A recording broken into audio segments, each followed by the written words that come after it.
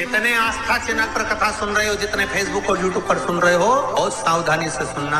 सूखे आम के पत्ते जमीन पर गिर जाए। कैसे पत्ते? जब पतझड़ का मौसम आता है तो आम के जो पत्ते नीचे जमीन पर झड़ते हैं, 21 पत्ते इकट्ठे कर कर उसको आग लगाकर जलाकर भस्म तैयार कर लीजिए। और जिस पुरुष नारी को चर्म रोग हो जाए, चर्म रोग, कहीं खुजली चल रही हो, कहीं दाने पड़ गए हो, कहीं चमड़ी सफेद लाल काली पीली जैसी पड़ गई हो, कहीं दाग हो रहे हो, चर्म रोग, कहीं खुजाल चल रही हो, तो शिव महापुराण की कथा का ये संवाद याद रखिए। लिंगपुर आम के पल्लव को जो वर दिया गया, तो आम के 21 पत्ते इकट्ठे कर उसको आग लगाकर उसकी भस्म तैयार कर शंकर भगवान के शिवलिंग पर शाम के समय प्रदोष काल में चढ़ा दीजिए वो भस्म। और उस भस्म को उठाकर लेकर आ जाओ, डब्बी में भर लो और गाय का घृत उसमें डाल लीजिए और उस स्थान पर लगाना चालू कर दीजिए। 3 दिन में दांत खाज खुजली जो भी होगी मिटना प्रारंभ हो जाएगी। उसमें इतनी प्रबलता आ जाती है। शंकर को जो भस्म चढ़ी है, आम के पत्ते की भस्म का भी हमारा शास्त्र वर्णन करता है। उस भस्म को अच्छा छान कर पीस कर उसकी कोई दुकान आप डाल रहे हो, नया व्यापार चालू कर रहे हो और लग रहा है कि चलेगा कि ना चलेगा। पहले भी मैंने 2-4 दुकान डालकर देख ली, नहीं चली। अब नया डाल रहा हूँ, कर्जा कर डाल रहा हूँ, पैसे लाकर डाल रहा हूँ, चलेगा नहीं चलेगा। तो उसके लिए सबसे पहला काम करो, कम से कम दुकान खोलने के 7 दिन पहले आम के पत्ते की बंदरवाल बांधो। दुकान का मुहूर्त होने के 7 दिन पहले आम के पत्ते की बंदरवाल बांधो और कहीं आम के पत्ते की भस्म मिल जाए, वही भस्म जो आम के पत्ते 21 उठाए सूखे वाले, अलग से तोड़ के मत सुखाना, जो पत्ते नीचे गिरे हों उसको उठाकर सुखाकर, सूखा हुआ जो पत्ता हो उसको जलाकर उसकी भस्म बनाकर उसमें थोड़ा सा चंदन मिलाकर और उसी से सम्मुख में जहां 7 दिन पहले तुमने बंदरबल बांधी है, दुकान खोलने वाले दिन उसी आम के पल्लव की भस्म जो शिव पर चढ़ी थी उसी में चंदन मिला हुआ वो एक स्वस्तिक का निर्माण कर दो। फिर आप अंदर कोई पूजन करो ना करो, आपने कोई अनुष्ठान करा ना करा, यज्ञ पूजन करी ना करी, अगर आप प्रवेश भी कर गए, इतना आपके पास धन नहीं था और आप प्रवेश भी कर गए तो भी घाटे में नहीं जाओगे, व्यापार उन्नति की ओर ही बढ़ेगा, व्यापार बढ़ेगा। उसमें आम के पल्लव में अगर कामदेव छुप कर भस्म होते हैं तो शंकर मेरे आम के पल्लव को भी वर प्रदान कर देते, आम के पल्लव को भी शिव वर। शनिवार के दिन जो पीपल के वृक्ष में सरसों के तेल का दीप लगाता है उसको शनि कभी परेशान नहीं करता। एक बात हमेशा ध्यान रखिएगा, मान लो अगर कोई भारी रोग ऐसा शनि महाराज के कारण हो गया हो, अच्छे काम करते करते उल्टे हो रहे हैं, होते हैं किसी किसी के साथ में, विपरीत परिस्थितियां आ जाती है, अच्छा करने जाओ बुरा हो जाता है, अच्छा कर्म करने जाओ बुरा हो जाता है।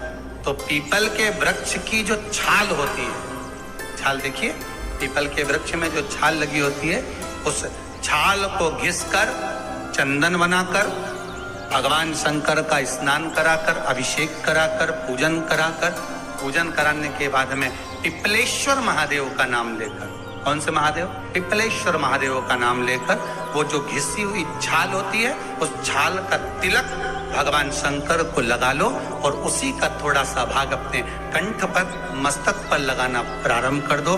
धीरे धीरे जो विपरीत दशा है वो सुधरना प्रारंभ हो जाती है। पर नाम याद रखना, पिपलेश्वर महादेव। बेलपत्री के वृक्ष के नीचे जौ के आटे का चौमुखी दिया, सरसों का तेल डालकर, उसमें काली तिल डालकर, उसमें एक सफेद फूल डालकर, बेलपत्री के वृक्ष के नीचे जैसे एक चौमुखी दिए को जौ के आटे के दिए को लगा दिया जाता है। जो व्यक्ति चिड़चिड़ करता है, जो व्यक्ति क्रोध करता है, जो व्यक्ति अपशब्द बोलता है, आड़ा टेढ़ा बोलता है, ताने देता है, ईर्ष्या रखता है, घर में चिड़चिड़ करे, पूरे घर को अस्त व्यस्त कर रखा, उस व्यक्ति का नाम और गोत्र बोलकर मात्र एक दिया लगा दिया जाए, व्यक्ति अपशब्द कहना बंद कर देता है, उसका प्रेम प्रबल हो जाता है, उसकी ईर्ष्या समाप्त हो जाती है, उसकी नफरत समाप्त हो जाती है। हम आपसे बार बार कहते हैं ना, कई बार आपको कहा कि आपके यहाँ अगर धन की कमी पड़ रही है, पैसा नहीं आ रहा, व्यापार नहीं चल रहा, दुकान नहीं चल रही, धंधा नहीं चल रहा, नौकरी नहीं लग रही, सर्विस नहीं लग रही, तो हमने बार बार आपको कहा है, एक दिया बेलपत्री के पेड़ के नीचे लगाओ घी का और एक दिया शंकर के मंदिर की चौखट पर लगाकर, बार बार आपको कहा। उस पर विश्वास रखकर लगाओगे, सुख मिलेगा, आनंद की अनुभूति होगी। शास्त्र कहता है कि जिसके घर में संपदा की कमी हो, पैसा आ ही नहीं रहा हो, सब दूर उलझ गया हो, बहुत टेंशन चल रहा हो, गन्ने का रस जानते हो, ईख का रस, गन्ने का रस तुलसी जी के क्यारे में हाथ में लेकर 7 बार अपना नाम और गोत्र बोलकर छोड़ दो, जिंदगी में 3 साल में तो करोड़पति बनकर बैठ जाओगे, कभी लक्ष्मी की कमी नहीं आ सकती। माताओं से, मेरे भाइयों से, लाखों करोड़ों लोग शिव महापुराण की कथा यो आस्था चैनल पर और फेसबुक यूट्यूब पर सुन रहे हैं, उनसे भी कहूँगा, अगर लक्ष्मी नहीं आ रही, संपदा नहीं आ रही, व्यापार नहीं चल रहा, तकलीफ बहुत ज्यादा हो रही है, कष्ट पर कष्ट बढ़ रहा है, कोई अच्छा कर्म हो ही नहीं रहा, पीते से नाप कर छोटा सा सफेद वस्त्र ले लो, उस वस्त्र में 108 चावल के दाने रख लीजिए, एक सफेद पुष्प की पत्ती या पुष्प जो मिल जाए वो रख लो, फूल भी ना मिले तो एक चावल का दाना अलग से रख लो, उसको अपने घर के जहाँ परिंदा होता है, मटका होता है, पानी भरने का स्थान होता है, जहाँ पर हम पानी पीने का भरते हैं, वहाँ उसको एक कटोरी में रख लीजिए। 3 दिन पे कोई सी भी तिथि, चाहे आप दूज, तीज, चतुर्थी ले लो, चाहे पंचमी, छठ, सप्तमी ले लो, चाहे अष्टमी, नवमी, दशमी ले लो, उसको रख दीजिए 3 दिन। चौथे दिन घी का दिया लेकर, वो पोटली लेकर, कुछ भेंट लेकर, जो आपकी मर्जी पड़े, दान के भाव से घी का दिया शिव जी के मंदिर में लगा दीजिए, और जो पोटली और जो भेंट है वो किसी भी ब्राह्मण जन को, गुरुजन को, किसी को भी प्रदान कर दीजिए। अगर ब्राह्मण जन, गुरुजन नहीं ले तो कोई इसका मोल तत्व समझता हो, कोई सौभाग्यवती माताएं हो, कोई बहन बेटियां हो, उनको भी आप दे सकते। ये लक्ष्मी की वृद्धि करने का, संपदा, रोग, आनंद, सुख प्रदान, रोग के लिए तो नहीं कर सकते, पर संपदा के लिए सबसे प्रबल। कोई अगर आपका धन खाकर चले गया है, पैसा नहीं दे रहा, बस आप शिव मंदिर में जब दिया लगाएंगे और इसको वापस शिव मंदिर से पोटली को लेकर आएंगे, चाहे तो मंदिर में कोई ब्राह्मण देवता हो, पंडित जी हो, उनको भी दे सकते हैं, या किसी को भी दें। उस समय पर आपका दीप लगाते समय, दिया लगाते समय स्मरण होना चाहिए कि मेरा पैसा इतना गया हुआ है, बाबा ये रकम डूब गई है, ये पैसा चले गया है, ये प्राप्त होना चाहिए, मेरा व्यापार बढ़ना चाहिए। 4 पत्ती का जब बेलपत्र मिलता है तो 4 पत्ती के बेलपत्र को शंकर जी पे चढ़ाकर 1 लोटा पानी नहीं चढ़ाया जाता।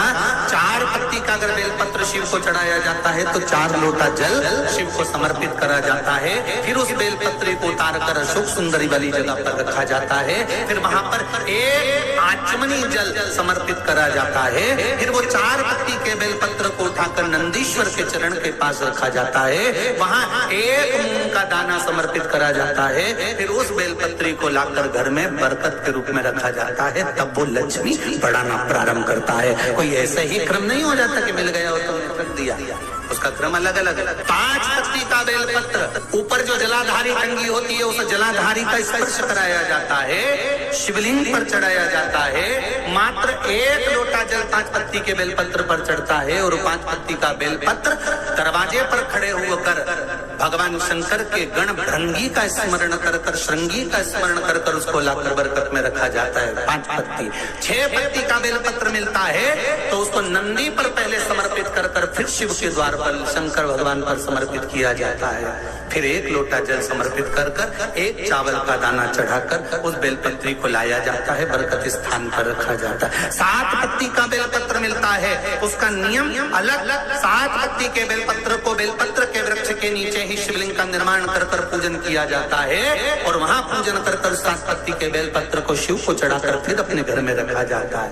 8 पत्ती का बेलपत्र यदि प्राप्त होता है तो उसको पहले जो जलाधारी का भाग है, नीचे तटी भाग है जहाँ शिवलिंग रखा हुआ है, माता जी के उस भाग पर रखा जाता है। उसके बाद में शिव को चढ़ाया जाता है। 1 लोटा जल चढ़ाकर मात्र चंदन लगाकर उसको लाया जाता है। 9 पत्ती का बेलपत्र यदि किसी को प्राप्त होता है, कभी मौका मिले ना तो देखो, अब सीहोर में कभी कथा हुई तो आपको 1 पत्ती से लेकर 21 पत्ती तक के बेलपत्र का दर्शन, 3 पत्ती वाले वृक्ष से ही जो पत्तियां प्रकट हुई हैं, 1 से लेकर 21 तक के पत्ती के दर्शन आपको सीहोर जब कथा रहेगी कभी तो ऑनलाइन कथा में हम खुद व्यासपीठ से दर्शन कराएंगे कि इतने पत्ती तक के भी बेलपत्र का दर्शन होता।